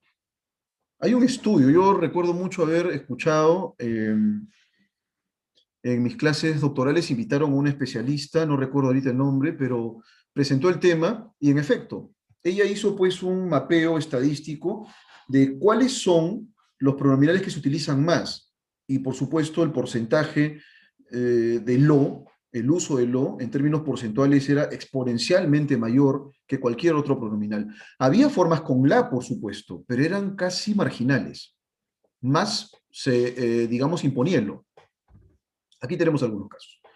Y coloco estos casos, por supuesto, con el asterisco de rigor, porque son formas proscritas, es decir, la normativa rechaza estas formas, pero son formas que se manifiestan, por supuesto, en oralidad. Vamos a continuar. Aquí hay algunos rasgos morfosintácticos del español andino que son más interesantes y que, por supuesto, Alberto Escobar, registró allá por el lejano 1978, que es el año en el que nací, dicho sea de paso. Y vean ustedes, ¿quién es el muerto que lo van a enterrar? Ahí hay una reduplicación. A Juan conocí la supresión del pronominal. Él los dio algunas instrucciones, el masculino, pero acá está en plural. Él es el médico que lo curó a mi mamá, se impone el masculino. Son rasgos realmente interesantes. No son los únicos, de hecho. Y además, yo estaría tentado a decir que no es que así se comporte el español andino. Probablemente haya pues otras salidas más. Pero esta es una aproximación preliminar acerca del comportamiento de esta variedad que nosotros llamamos español andino aquí en Perú, y que está, por supuesto, motivada por una intensa historia de contactos lingüísticos. Algunos datos por aquí. Pero claro, uno dice, sí, pues es que eso tiene, como les iba diciendo a ustedes, discutía con un amigo y mi amigo, por supuesto, tenía por ahí la intuición de que era pues la gente de la sierra la que habla así, pero eso no es cierto.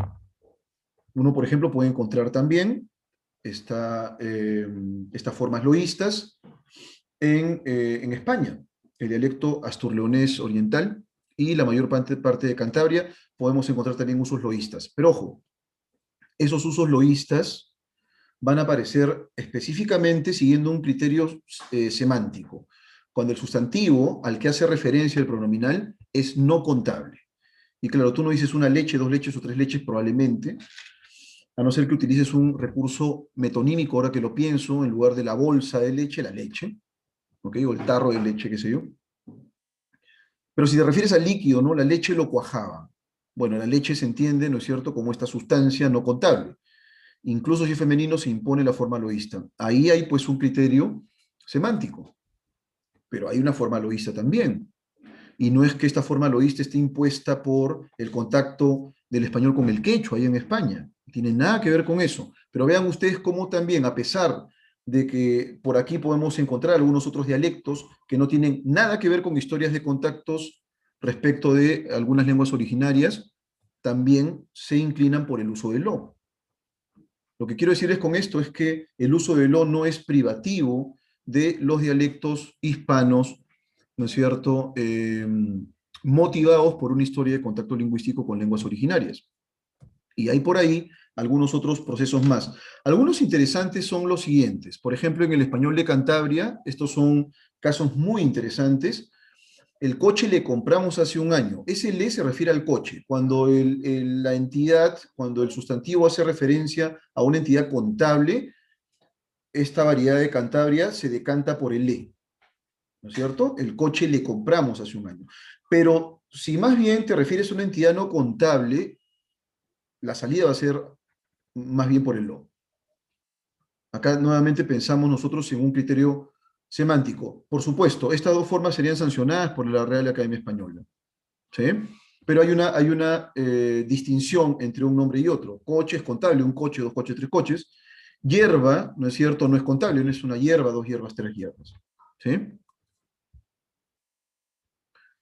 Entonces, por aquí me dice Juan Aguirre, pero si hubiesen llegado inmigrantes españoles de esa zona y llevaban su variedad peninsular a América, es posible. Es posible. ¿Sí? Yo en realidad creo que haya venido quien haya venido, lo que iba a pasar inevitablemente con el español aquí en América es que iba a cambiar. Eso era inevitable. Nosotros vemos, por supuesto, el escenario hispano actual y nos damos cuenta que en rigor, más allá de lo meramente geográfico, hay pues una historia de contactos lingüísticos con otras lenguas tipológicamente diferentes del español que hace, por supuesto, esta historia, esta travesía del español aquí en territorio americano, una historia pues de divergencias, de diferencias, de salidas muy heterogéneas en rigor. Bien, pero aquí tenemos algunas otras formas por ahí. Nuevamente, español quechua en el caso de Ecuador. Vean ustedes que aquí más bien ya no se opta por el lo, sino más bien por el le encontré acostada, le vi asustada, a ella, ¿no es cierto? Le recogí del colegio, a ella o a él tal vez, pero aquí más bien la salida es por el le. Lo que uno en realidad puede visualizar en cada uno de los casos que hemos visto es que las salidas siempre son bastante reducidas. Es como si esta comunidad habla hispana, bueno, ya, utilicemos, yo tengo le, lo, la, perfecto, pero bueno, me quedo con el lo. Otras tantas dicen, no, ¿sabes qué? Mejor el le. Y otras tantas incluso pueden alternar, ¿no? Entre le y lo. Y probablemente ahí haya pues una historia un poquito más interesante, como hemos visto en el caso del español de Cantabria, en el cual pues esta diferencia se sostiene a través de rasgos semánticos propiamente. Bueno, aquí la interacción español-guaraní, también vamos a detectar el uso de usos leístas, esto ya no tiene específicamente que ver con el lo, pero bueno, si acaso nosotros imaginábamos que estas formas loístas es propia de gente inculta, o es propia de gente que no tiene formación, o es propia de gente que está deformando el español, bueno, lamento decirles que Unamuno también utiliza formas leístas, y de hecho que en Niebla uno puede registrar una forma de ese tipo. Ignoro si usted tiene hogar o no le tiene, el le referido al hogar. Y esta en realidad es un rasgo que se puede encontrar en el español en contacto con el vasco, ¿sí? Ahí en España. Por ahí hay algún otro dato más. Eh, Esto ya nos va dando pues algunas pistas de lo interesante que es el funcionamiento lingüístico, que es intuitivo en un hablante, más allá de la norma, más allá de la norma, ¿ok? A veces pensamos que la norma nos va regulando, que la norma nos va imponiendo y así es como tenemos que hablar, pero eso no ocurre. En la mayoría de casos lo que haces tú es transgredir la norma. Me refiero a la norma escrita, en la oralidad, que son, dicho sea de paso, dos planos diferentes. Bueno, la pregunta inicial, ¿se trata o no se trata de un error? ¿Se trata o no se trata de un vicio? ¿Se trata o no se trata de algo que tenemos que evitar? ¿No es cierto? Porque de lo contrario nos vamos a convertir pues en degeneradores de la lengua. No se trata de un error en rigor. En absoluto se trata de un error. Se trata más bien de salidas potenciales en este paradigma pronominal del español que las comunidades de habla hispana van, salidas por las cuales las comunidades de habla hispana van optando. El paradigma pronominal ciertamente está conformado por una serie de vías, por una serie de salidas. Bueno, las comunidades de habla hispana, de manera simple lo digo, van escogiendo alguna de esas vías. Y por supuesto, en esa escogencia, lo que va a ocurrir es que por ahí algunas comunidades de habla hispana optan por el E, esto va a friccionar con el aparato normativo que se aplica a la escritura. Y entonces se van a ir sancionando ciertos usos. Pero lo que quiero decirles con esto es que más allá de considerarlo como un error, lo que nosotros podemos evidenciar en estos casos loístas es que son salidas. En lengua de señas oral también hay variación lingüística. Ah, pero por supuesto que sí, ¿cómo no? En lengua de señas, claro que hay variación lingüística. En cualquier lengua hay variación lingüística, sea oral o no sea oral. Las lenguas de señas, por supuesto que tienen divergencias dialectales, ¿sí? Y son lenguas en sentido estricto también. Pero les iba diciendo que en efecto no se trata de un error, sino se trata de múltiples vías que el español nos brinda. Si el español nos brinda lo, bueno, algunas comunidades optarán por ese lo, aun cuando tienen un abanico mayor de posibilidades. De pronto otras comunidades dicen, bueno, yo prefiero le, a pesar que tengo le, lo y la. Bueno, para mí va a ser le. Es una manera un poquito tosca de responder esta pregunta, pero tiene que ver pues con una historia de tendencias que van apareciendo en el español. Y son recursos que el español nos brinda. La forma lo no es una forma que provenga de otra lengua, es una forma hispana. La forma le es una forma hispana, es decir, es un pronominal que el español nos brinda. No es que los hablantes que utilicen le o lo estén utilizando una partícula del chino. No lo están haciendo. Están utilizando, por supuesto, un pronominal del español. ¿Sí? ¿Se trata de un fenómeno marginal? La respuesta es no. Y vean ustedes que la misma Real Academia Española y la Asociación, ¿no es cierto?, de ASALE, perdón, señala que se han atestiguado casos loístas incluso en escritores clásicos de prestigio. ¿Cómo explicamos eso? O sea, ¿cómo explicamos que escritores de prestigio también hayan manifestado formas loístas. ¿Cómo explicamos eso? Si se supone que son más bien aquellas personas que hablan mal el español y no aquellos que son cultos, siguiendo esa lógica normativa, los que explicitan estas formas loístas. ¿Cómo explicamos entonces que escritores de prestigio expliciten también el loísmo? Aunque, por supuesto, en la escritura propiamente, el loísmo no caló. Sin embargo, lo que sí caló, y por supuesto que esto ha tenido que ser normado, si ustedes le dan pues una revisión a las formas leístas que son aceptadas por la Real Academia Española, son formas leístas, ojo, pero son aceptadas, lo que nosotros vemos es lo siguiente. Ya en las prácticas escriturarias tenías dos vías, le y lo. Pero la que ganó más terreno, incluso en esto que nosotros concebimos como el nivel acrolectal o el habla culta, ¿sí? Fueron las formas leístas. Y es lo que nosotros, por supuesto, evidenciamos ahora en la normativa del español. Muchísimos casos leístas forman parte de la norma. Ya no son, por supuesto, fenómenos proscritos, han sido normados. Y es porque también penetraron, por supuesto, en la lengua literaria. Se tuvo que normar. Pero ¿cómo pudo penetrar en la lengua literaria un caso leísta si el leísmo es un vicio del lenguaje? ¿Cómo penetró? Esa es una pregunta interesante. ¿Cómo fue posible que una persona culta haya introducido una forma que no es culta, una forma anómala, un vicio del lenguaje? ¿Por qué eso pasó? Porque en realidad no se trata de un vicio del lenguaje. Se trata de una vía pronominal, de un camino entre los tantos que nos ofrece el paradigma pronominal en español. Lo que ha ocurrido, por supuesto, es que el loísmo ha sido desprestigiado y eso, más que por una cuestión lingüística, ocurrió por presión social. Así de concreto. Y por esa razón aquí la Real Academia Española es categórica y te dice, se recomienda evitarlo en todos los niveles de la lengua. Y eso es lo que nosotros asumimos para sancionar luego. Bueno, tengo que decirlo, a propósito de esta celebración, ¿no es cierto?, por la cual se me ha invitado también.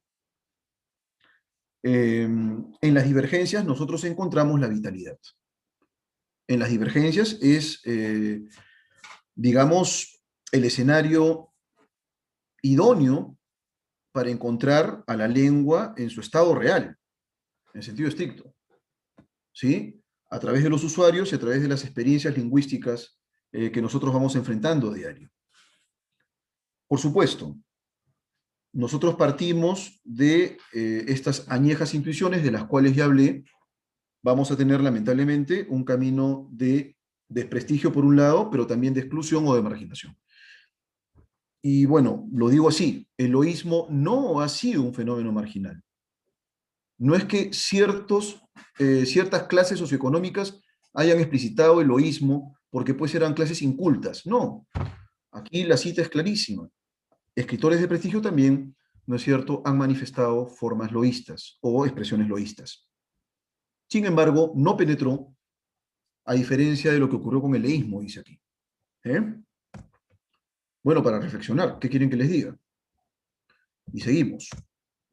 Aquí, por supuesto, ya para cerrar mi exposición, presento el principio de economía cognitiva, en el cual se señala en efecto que cualquier organismo vivo lo que quiere es obtener la mayor cantidad de información al menor costo cognitivo. ¿Sí? Y el ser humano no está alejado de eso. De hecho, que a mis alumnos, y por aquí, si Dilmar sigue todavía conectado, Paul Kiparsky, un fonólogo de la tradición generativa, proponía en efecto que todo cambio siempre se inclinaba hacia el menor coste cognitivo. Las salidas más simples son las más elegantes y son más funcionales en rigor, porque a tu cerebro le interesa eso. A tu cerebro lo que le interesa no es la complejidad. Siempre, y desde Jacobson uno puede rastrear eso, los cambios siempre están inclinados hacia la simplificación del sistema, no hacia la complejización del sistema. Y ahí donde tienes entonces un conjunto de varios pronominales, una salida mucho más óptima y más económica es optar por uno de ellos. ocurre con el dequeísmo, ocurre con el queísmo y ocurre con otros tantos fenómenos que en la tradición escrita son considerados como vicios del lenguaje. Eso quiere decir que nosotros como individuos y como hablantes del español vamos simplificando esas tantas vías y vamos optando, por supuesto, por formas que resulten más económicas. Sí es posible, yo por ejemplo, por ahí en algunas actividades, algunos cursos que he dictado para la Academia Peruana de la Lengua, lo recuerdo muy bien, he dejado pues algunas muestras literarias de un español no estándar. Por ahí dejé alguna vez el cuento Miera de Antonio Gálvez Ronceros, que es pues una recreación artística del dialecto de las personas afrodescendientes aquí en Perú. Pero es en realidad una joya. La manera como se articula, ¿no es cierto?, esta variedad es realmente una joya, ¿sí? Te diviertes con el cuento. Entonces, este principio de economía cognitiva es más o menos el que me permite sostener, aunque no soy cognitivista, sino más bien todavía sigo la línea generativa, eh, no me puedo desprender, considero que en efecto estas tantas posibilidades de las cuales les he hablado se acortan porque a tu cerebro le va bien así. Tu cerebro siempre opta por las salidas de menor coste. Eso es mucho más interesante. Y tiene que ver además con nuestra capacidad limitada para almacenar información. Es importante, por supuesto, que hagamos aprehensión de lo más relevante nada más. Y eso pasa en todo momento y no es privativo únicamente de los casos loístas. Múltiples fenómenos en el español están vinculados con este principio de economía cognitiva. Y bueno, eso es todo. Y si ustedes tienen por aquí alguna pregunta que hacer, yo encantado, por supuesto, de absolverla. Muchísimas gracias, maestro Rolando Rocha, por su disertación tan magistral. Agradecemos también a quienes nos han acompañado en esta ocasión. Algunas preguntas nos dejaron los participantes previamente a la conferencia. Entonces, desde Argentina nos pregunta ahí Laura Aguirre, ¿cómo se analiza el uso del se no concordante con verbo en primera persona en hablantes de la zona andina del tipo se vamos? Bien, lo que le respondería a Laura, ¿no es cierto?, es que me parece una forma muy, pero muy interesante que yo por lo menos no he registrado en el español andino, o en este macrocosmos llamado español andino, es ese vamos, pero la lógica va a ser exactamente la misma, o muy similar, a la que he planteado hace un momento. Utilizar ese pronominal se probablemente tenga que ver con estos caminos de simplificación, aunque con una sola emisión, y ahí en realidad tendría que decir lamentablemente lo siguiente.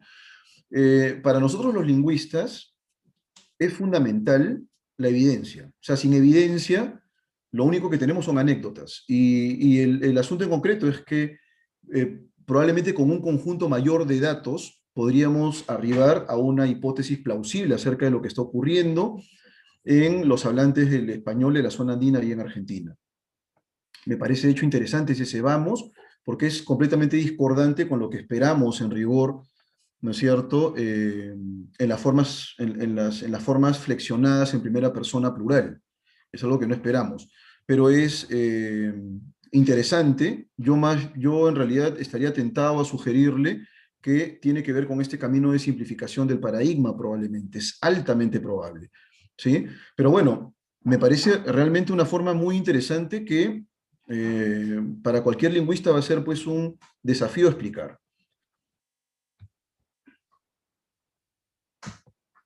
A propósito de que la pregunta venía desde Argentina, nos pregunta en el chat, profesor Juan Aguirre, si el lunfardo argentino es aceptado por la RAE. Bueno, yo en realidad creo que muchas palabras del lunfardo están ya registradas en el diccionario de la Real Academia Española, ¿sí? Probablemente algunos tengan algunas marcas en rigor, es decir, formas malsonantes o estén categorizados como formas malsonantes. Eso ocurre con muchísimas formas no solo del lunfardo, sino también de otros dialectos mucho más herméticos del español. Lo que yo les diría es que efectivamente existen formas mucho más subrepticias tal vez, que tienen un alcance quizás un poquito más sectario, o digamos su manifestación en comparación con otros dialectos es mucho menor y más cerrado, ¿no es cierto? Pero que igual forman parte de las divergencias lingüísticas y la heterogeneidad del español. De manera que si se actualizan en esas comunidades de habla, en esas microcomunidades de habla, tanto mejor, no hay ningún problema. Independientemente de que estén o no estén normados, esas formas existen, esas formas están ahí y por supuesto son funcionales. A ver, ¿alguna otra pregunta más de Ecuador? Sí, tenemos de Ecuador, Verónica Egas, que creo que está conectada, Muy bien. sobre el gerundio. Si el gerundio es un caso característico del español andino. En realidad no lo creo. Yo en realidad creo que el gerundio es, lo voy a decir de una manera muy simple, espero que se me entienda, es una forma verbal no personal que le encuentras, o sea, propia del español. No creo que el gerundio sea específico del español andino. Lo que sí es cierto es que normativamente debe haber ciertas restricciones en el uso del gerundio. Lo que ha ocurrido, y creo que los profesores que enseñan redacción en muchos casos tienen la culpa, es que se ha demonizado el gerundio. Se suele asumir que el gerundio no se tiene que utilizar. Y de pronto cuando encontramos que por ahí alguna persona utiliza el gerundio, queremos salir espantados. Y yo considero que no. El gerundio es una forma hispana, es una forma no personal hispana, y que por supuesto tiene, en la escritura por lo menos, reglas bastante claras de uso. Y hasta ahí. Yo no creo que sea esto privativo del español andino. Hay formas verbales en español, por ejemplo, hoy estoy en este momento dictando una clase, estoy utilizando un gerundio ahí, eh, o algo como esto, ¿no? Considerándolo de esa manera, creo que mejor mañana vamos. No creo que sea privativo del español andino, el gerundio es una forma hispana, que por supuesto va a estar regulada normativamente, ¿no? Esa es otra historia. El, el gerundio digamos, en algunos casos va a estar proscrito. Yo recuerdo mucho alguna traducción del Principito que alguna vez leí que me parecía tan musical, pero que luego ya cuando estuve contaminado de prescriptivismo me caí en la cuenta de que pues era un mal uso de gerundio, que era el gerundio de posterioridad. Pero vean ustedes que el gerundio de posterioridad lo encontramos incluso en escritores de prestigio. He detectado gerundios de posterioridad en Abraham Valdenomar, aquí en Perú. Mario Vargas Llosa utiliza mucho el gerundio de posterioridad, aun cuando el gerundio de posterioridad pues, es proscrito. ¿Sí? Pero esta parte del eh, que les iba hablando de esta traducción del Principito era, aquí apareció el Principito desapareciendo luego, ¿no? Esa era la traducción que se había hecho. Y ese es un gerundio de posterioridad que estaría proscrito. Y esa traducción no es una traducción, le diría yo a Verónica, en castellano andino, ¿no? No, es una traducción al español, pero se está filtrando ahí el gerundio de posterioridad que normativamente es sancionado, pero que tiene una musicalidad mayor a El Principito apareció y desapareció luego, ¿no? Esa sería, digamos, la traducción respetando la normativa del español. Pero mi respuesta sería que no es un caso exclusivo del español andino, aunque en el español andino podríamos, en efecto, reportar el uso del gerundio sin ningún problema. Tenemos una pregunta de Betsabeth Neglia desde Panamá. ¿Hasta qué punto se consideran las variedades dialectales como vicios de lenguaje? Sí, yo en realidad creo que es una pregunta interesante y que me va a permitir un poco zanjar el asunto. Considerar a las variedades dialectales como vicios del lenguaje va a depender mucho del alto grado de prejuicio que nosotros tengamos respecto de lo que son las lenguas y el funcionamiento del español en particular. Ninguna variedad dialectal es un vicio en rigor. Sin embargo, por ahí nosotros pensamos que el modelo es España siempre, probablemente, aunque cuando uno ve películas, el doblaje en español no lo soporte nunca. No creo que para mí sea un modelo, y más bien suele pues ser lisérgico escuchar el español peninsular en la traducción de alguna película. No, yo en realidad creo que considerar las variedades dialectales como vicios del lenguaje está más motivado por un rancio prejuicio que por, digamos, un razonamiento consistente u objetivo, ¿no? No tiene nada que ver con criterios técnicos. Las variedades dialectales van a existir, ¿no es cierto?, querámoslo o no, al margen de que exista una normativa o no. Y no hay vicios del lenguaje, o en todo caso las variedades dialectales no tienen nada que ver con vicios del lenguaje. Son simplemente manifestaciones de esto que asumimos que es la lengua. Y ya les voy diciendo que el concepto de lengua como sistema es una abstracción. Y los estructuralistas lo sabían muy bien. ¿Eh? O sea, los estructuralistas asumían que la lengua como abstracción era básicamente una invención metodológica que servía para poder buscar algunas regularidades y analizar, porque digamos que lo que buscamos siempre es generalizar, y para eso nos sirven mucho las categorías que vamos creando también y los conceptos, pero no es que alguien hable algo así como lengua estándar o algo similar, ¿no? Eso no existe, ¿no? La lengua estándar también es una invención, digamos, que sirve para alfabetizar. Es un artificio, pero no es que alguien hable así. Ah, Para esa ir es- puntualizando, profesor, ahí en el ámbito académico, ¿se debe corregir el loísmo o se debe aceptar como variedad lingüística? Esta bueno, nos lo pregunta Perla Segarra desde Perú. muy bien, es una pregunta interesante, de hecho, es una pregunta como para tantearme un poco, ¿no? A ver, tú que me hablas de diversidad y tal, ¿corregirías o no corregirías el loísmo? Bueno, si estoy enseñándote a redactar un texto y de pronto es el examen final y utilizas el loísmo, lo tendría que corregir. ¿Qué quieres que te diga? Por supuesto, había cuenta de que te he enseñado en rigor cuáles son las formas proscritas, ¿no? Sí, por supuesto en la textualización, y por esa razón para mí ha sido muy útil hacer la distinción. En la textualización académica uno va encontrando mayor rigidez de las posibilidades y las divergencias que uno puede encontrar en la manifestación del español en contextos reales de interacción comunicativa. El contexto escrito es más bien rígido, es muy rígido, ¿sí? Pero también en el español, perdón, en la lengua escrita vamos a encontrar matices. Y la Real Academia Española a veces ha titubeado incluso respecto de ello. Si uno piensa en la primera gramática del español, el uso de los colectivos, por ejemplo, aunque me voy a alejar un poco del tema, recuerdo mucho que el colectivo con verbos copulativos podía generar eventualmente la concordancia o con cualquier verbo en rigor, ¿eh? La concordancia en singular o en plural, ¿no? O sea, la gente gritó fuertemente o la gente gritaron fuertemente. Esa era la norma para la Real Academia Española. Pero en la gramática actual esa norma, esa manera de ver la norma ha cambiado. Y exactamente lo mismo ha pasado con otros, digamos, con otros aspectos normativos como el uso del atildamiento, ¿no es cierto? Ahora, por ejemplo, en el caso de la tildación diacrítica, se prescinde de la tilde para ciertos casos, como los pronombres este, ese, aquel, ¿no es cierto? La academia dice, bueno, no, en ningún caso esto puede generar ambigüedad, así que suprime la tilde y no hay ningún problema. En el caso del solo también ocurrió lo mismo. Siempre va a haber cambios, o sea, incluso en el ámbito escrito va a haber cambios.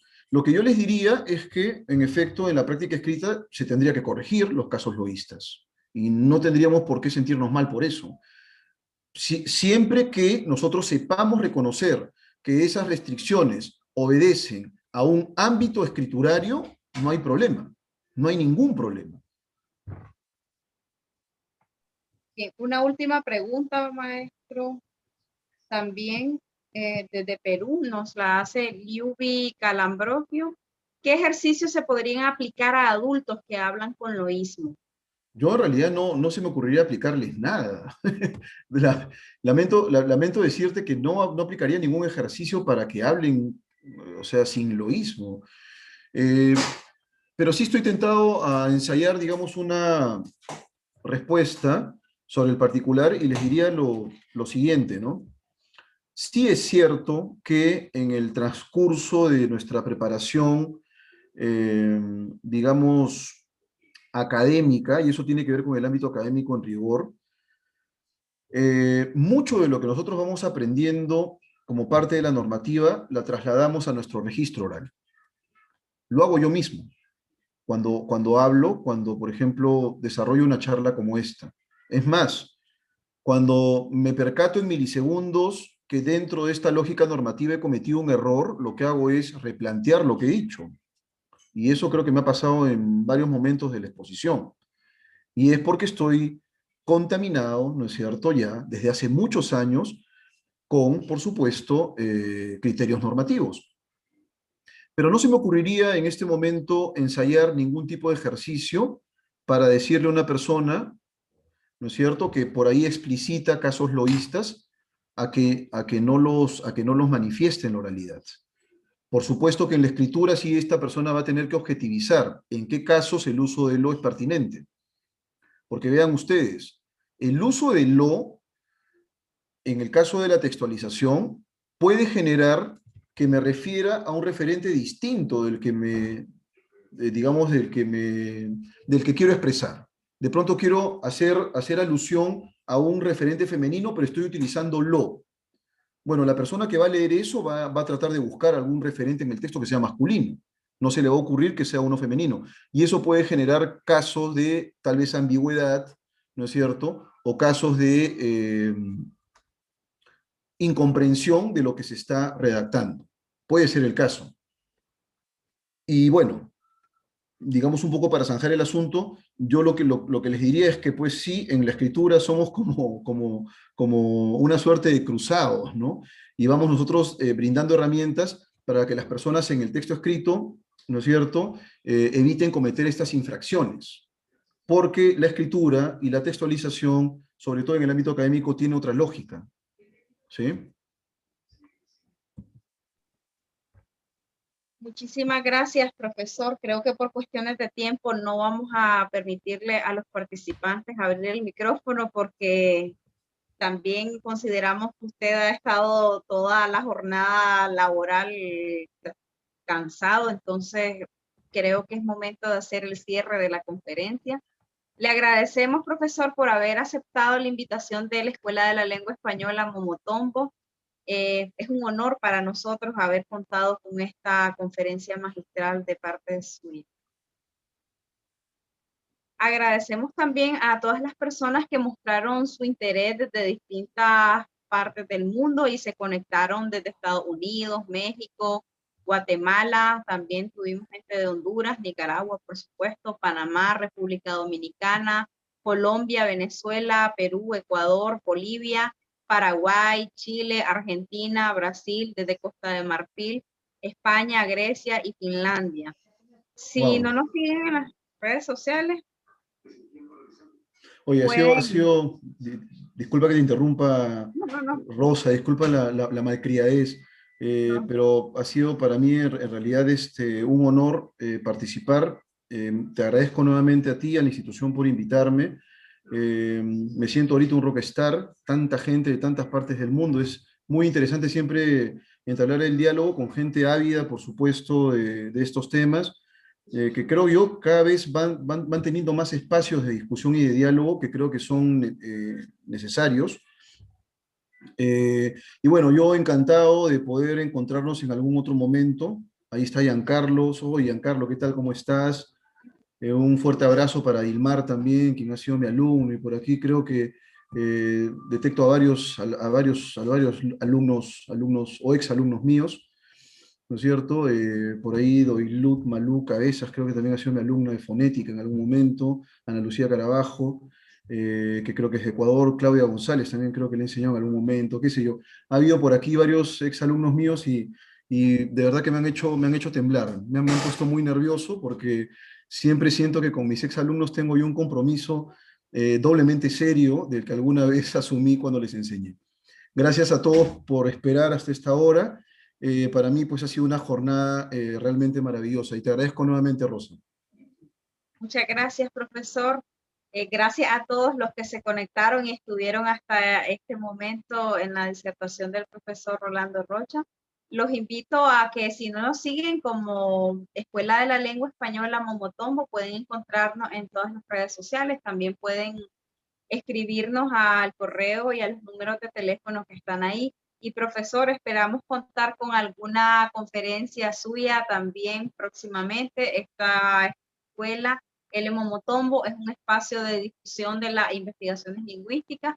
Así que también si alguien del público quisiera participar, siempre el canal, el espacio está abierto. Muchísimas Perfecto, gracias, perfecto, profesor. Hasta perfecto. una próxima ocasión. Muchas gracias, gracias a todos.